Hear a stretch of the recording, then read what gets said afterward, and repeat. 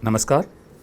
बहुत साल पहले की बात है, करीब 20-25 साल पहले की बात है कि जब भी हमें किसी बड़े नेता से एक्सक्लूसिव इंटरव्यू चाहिए होता था तो हम दिल्ली में नहीं लिया करते थे, क्योंकि दिल्ली में उनके दफ्तर का काम, उनकी मीटिंग्स, उनके दरबारी, उनके चमचे, उनके शेड्यूल्स, तो वक्त कम मिलता था।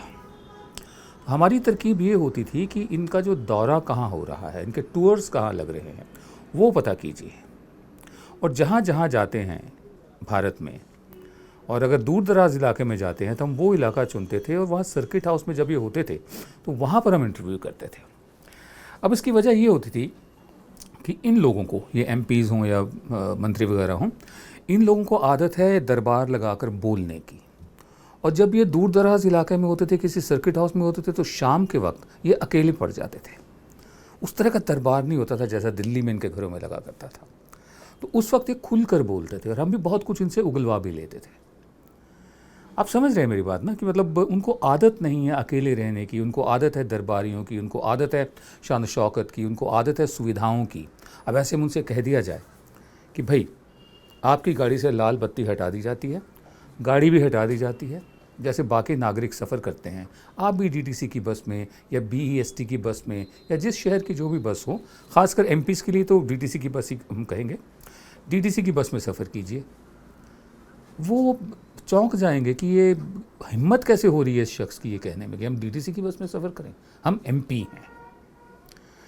एक तस्वीर देखिए, इसके बाद ये चर्चा जारी रखते हैं। ये तस्वीर British prime minister David Cameron की है, और ये तब की है जब वो प्रधानमंत्री थे, प्राइम मिनिस्टर थे। तस्वीर देखिए ज़रा। जो लोग बैठे हुए हैं, ये नहीं कि वो घास नहीं डाल रहे कि प्राइम मिनिस्टर खड़ा हुआ है, वो अपनी सीट ऑफर नहीं कर रहे, और जो खड़ा हुआ है प्राइम मिनिस्टर, उसको भी कोई फ़र्क नहीं पड़ रहा है। ये फ़र्क है एक ग़ुलाम रूहों वाले मुल्क में और एक रोशन वजूद वाले मुल्क में, कि सब बराबर हैं। अब सीट नहीं मिली डेविड कैमरन को तो ठीक है, नहीं मिली, वो भी बाकी नागरिकों के बराबर हैं, लेकिन यहाँ नहीं। यहाँ ऐसा सोचना भी नामुमकिन सा लगता है कि कोई एमपी बस स्टॉप पे खड़ा होकर बस पकड़कर संसद भवन जाएगा। आफ्टर ऑल बाकी लोग भी तो जाते ही हैं ना, दफ्तर जाते हैं, अपने अपने काम से जाते हैं, अपना वक्त एडजस्ट करते हैं, लेकिन नहीं, यहाँ मुमकिन नहीं है। ज़रा सुनिए उमा भारती क्या कहती हैं लाल बत्तियों के बारे में। अगर कोई मंत्री अपनी ड्यूटी पर जा रहा है तो लाल बत्ती भी हो और ट्रैफिक भी रोका जाए। अगर कोई मंत्री किसी मीटिंग में जा रहा है, बहुत जरूरी है, तो फ्लाइट भी 5-7 मिनट डिले हो सकती है, क्योंकि एक मीटिंग अगर पोस्टपोन हो गई तो कई डिसीजन 6 महीने के लिए जाते हैं ऊपर, और उसमें एक एक दिन का करोड़ों करोड़ का नुकसान होता है। लेकिन अगर कोई मंत्री किसी शादी में भाग लेने जा रहा है, he has to give in writing ना, राइटिंग में जाता है ना स्टाफ से कि मंत्री जी कहाँ जाएंगे, तो ना फिर लाल बत्ती होना, ना ट्रैफिक रुकना, ना फ्लाइट रुकना। मैं उमा जी को बहुत अच्छी तरह से जानता हूँ, बहुत सहृदय महिला हैं, और मैं किसी ज़माने में एक प्रोग्राम किया करता था जिसमें खाने का जिक्र होता था, तो मैं बुंदेलखंड गया था जहाँ से इनका संबंध है। तब इन्होंने मुझसे कहा कि आपने मुझे बताया क्यों नहीं, मैं भी आपके साथ चलती। तो उमा जी वैसे तो बहुत सहृदय हैं, मतलब इंसानियत भी है उनमें, लेकिन ये मुझे लगता है कि अरसा हो गया इनको जनता जनार्दन के साथ मिले जुले। सिवाय इलेक्शन की रैलियों के या रोड शो के, इनका जनता से कोई वास्ता लगता नहीं है। किस मुसीबत में, किस मुश्किल में जनता जीती है, वो भी दफ्तर जाती है, उसके काम से भी इकॉनमी पर असर पड़ता है, वो भी फैक्ट्री जाती है काम करने के लिए।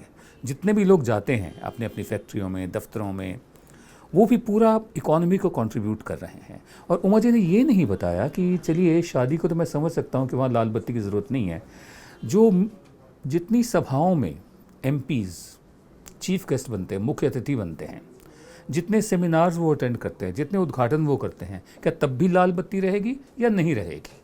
उमा जी और उन जैसे तमाम लोगों के लिए, तमाम एमपीज़ के लिए जो ख़ुद को आम जनता से ऊपर मानते हैं, हम सिर्फ इतना बता दें कि आप हमारे खर्चे पर पल रहे हैं। आपका एक एक पैसा जो आप पर खर्च होता है, वो गरीब से गरीब नागरिक टैक्स के ज़रिए इस देश को देता है। गरीब से गरीब नागरिक नमक भी खरीदता है, उसमें भी सेल्स टैक्स होता है, एक्साइज होता है, आप उसका नमक खा रहे हैं, गरीब से गरीब नागरिक का। और यही बात उठाई है, इससे मिलती जुलती बात सुप्रीम कोर्ट ने भी उठाई है। सुप्रीम कोर्ट के 2 जजों ने, जे चेलामेश्वर और जस्टिस एस अब्दुल नज़ीर ने सेंटर को, केंद्र सरकार को, इलेक्शन कमीशन को, राज्यसभा और लोकसभा सेक्रेटरी को एक नोटिस इशू किया है कि जो जो लोग एमपी रह चुके हैं, भूतपूर्व हैं, उनको इतने सारे फ़ायदे, इतनी सारी सुविधाएं, ऐसी पेंशन्स क्यों दी जाए? किसी गवर्नर को नहीं दी जाती, किसी जज को भी नहीं दी जाती, प्राइवेट नागरिक तो छोड़ दीजिए, वो तो अपना बेचारे जुगाड़ करते हैं, इंतज़ाम खुद ही करते हैं जो नागरिक हैं।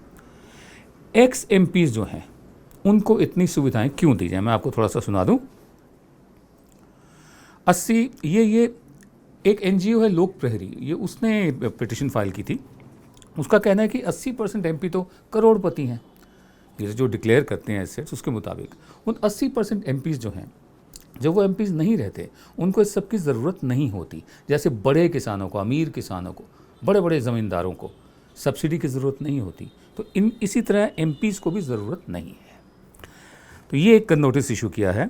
इसके मुताबिक एक एमपी को, जो अभी तक एमपी रह चुके हैं, 20,000 रुपया महीना मिलता है पेंशन का, 1,500 रुपया हर महीने मिलेगा उस हर साल का जो 5 साल से ज़्यादा होंगे। यानी अगर कोई शख्स 15 साल एमपी रहा है तो 20,000 के अलावा 10 साल के हिसाब से 1,500 रुपया और भी मिलेगा साथ में, ठीक है। अच्छा, और एमपी के जाने के बाद जो उसके घर वाले हैं, डिपेंडेंट हैं, बीवी वगैरह हैं, उनको आधी पेंशन मिलेगी और मिलती रहेगी, ताउम्र मिलती रहेगी। अच्छा, और एक MP air condition first class train में पूरे भारत में कहीं भी ट्रैवल कर सकता है, जा सकता है मुफ्त में। और अगर कोई साथ रखना है, कोई अटेंडेंट साथ में है, तो एयर कंडीशन सेकंड क्लास में पूरे भारत में अपनी उम्र के अंत तक वो ट्रैवल कर सकता है। बहरहाल ये तमाम सुविधाएं जो है उन एमपीज़ को दी जाती हैं जो भूतपूर्व रहे हैं, चाहे वो एक दिन के लिए भी एमपी रहे हों। हमारे यहाँ तो 13 दिन की सरकार भी बनी है, हमारे यहाँ तो फिर 13 महीने की सरकार भी बनी है। आप कल्पना कीजिए कि जो लोग उसके बाद एमपी नहीं बन पाए, अब भी तक उनको ये सब कुछ मिलता है। हिंदी के लेखक श्रीलाल शुक्ल अपनी किताब राग दरबारी में लिखते हैं कि कल्पना कीजिए, गुप्त रोग से पीड़ित किसी उपेक्षित कार्यकर्ता के पास अगर मेडिकल एसोसिएशन के चेयरमैन बनने की चिट्ठी आ जाए तो उसका क्या हाल होगा। दोबारा सुनिए, गुप्त रोग से पीड़ित किसी उपेक्षित कार्यकर्ता के पास अगर मेडिकल एसोसिएशन का चेयरमैन बनने की चिट्ठी आ जाए तो उसका क्या हाल होगा। यही हाल बहुत से लोगों का होता है जिनकी जगह तो वहाँ पर है जहाँ सड़क है, लेकिन वो चुनकर आ जाते हैं और एमपी बन जाते हैं। एमपी बनने पर उनका क्या हाल होता है, इनकी ज़ुबान सुनिए, इनकी करतूत देखिए, इन्होंने किया क्या है वो देखिए, और फिर फैसला कीजिए कि क्या ऐसे लोगों का एमपी बनना उचित है। मैं बात कर रहा हूँ शिवसेना के एक एमपी का, जिसने एयर इंडिया के एक मुलाजिम को पीट दिया। इसलिए पीट दिया क्योंकि बिज़नेस क्लास की सीट नहीं मिली, जबकि उस जहाज़ में बिज़नेस क्लास की सीट थी ही नहीं। ज़रा सुनिए। उसने क्या बोला है अपने को? उसने कहा कि हाथ से मारा है क्या? हाथापाई किया? क्या बोला? हाथ से मारा है। मैंने सैंडल से 25 मारा है जी, मारा है ना। लेकिन आप तो सांसद हैं सर। अरे कई का सांसद यार, गालियाँ खा दूँ क्या हर एक का? मैं शिवसेना सांसद हूँ, बीजेपी का नहीं गालियाँ खाने को। और एयर इंडिया वाले के कर्मचारी को मैंने मारा है। कितने बजे? जी 1 घंटा में प्लेन से उतरा नहीं। जी, प्रधान सेवक का संदेश था अपने बीजेपी वालों के लिए कि जो फलों से लदा पेड़ होता है वो झुकता है, तो विनम्रता ज़रूरी है। उमा जी ने वो संदेश शायद नहीं सुना, और क्योंकि ये वाले जो एमपी हैं शिवसेना वाले, ये बीजेपी के नहीं हैं, उन्होंने समझा कि उन पर तो लागू ही नहीं होती ये बात। विनम्रता अगर नहीं है तो खैर एक नॉर्मल बिहेवियर हो सकता है, सहज रूप से सामान्य सा बर्ताव हो सकता है। नहीं, एक स्टेज आती है जब इंसान बेशर्म हो जाता है, बेहया हो जाता है। एक स्टेज आती है कि बेहयाई और बेशर्मी से अगली स्टेज वो ढीठ हो जाता है। From shameless to brazen. सत्ता एक ऐसा नशा है जो अच्छों को ब्रेजन बना देता है, ढीठ बना देता है और बेहया भी बना देता है। और हमारी मुश्किल ये है कि एक दफ़े हमने इनको चुन लिया तो 5 साल तक हमारे पास ऐसा कोई मैकेनिज्म नहीं है कि हम इनको दुरुस्त कर पाएँ।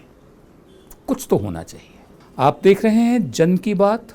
YouTube पर हमारे जो चैनल है उस पर सब्सक्राइब का बटन दबाइए और नीचे छोटी सी घंटी बनी होगी, आप घंटी को भी दबा दीजिए ताकि जब भी हम नया वीडियो लाएं आप तक अपने आप ही पहुंच जाए। नमस्कार।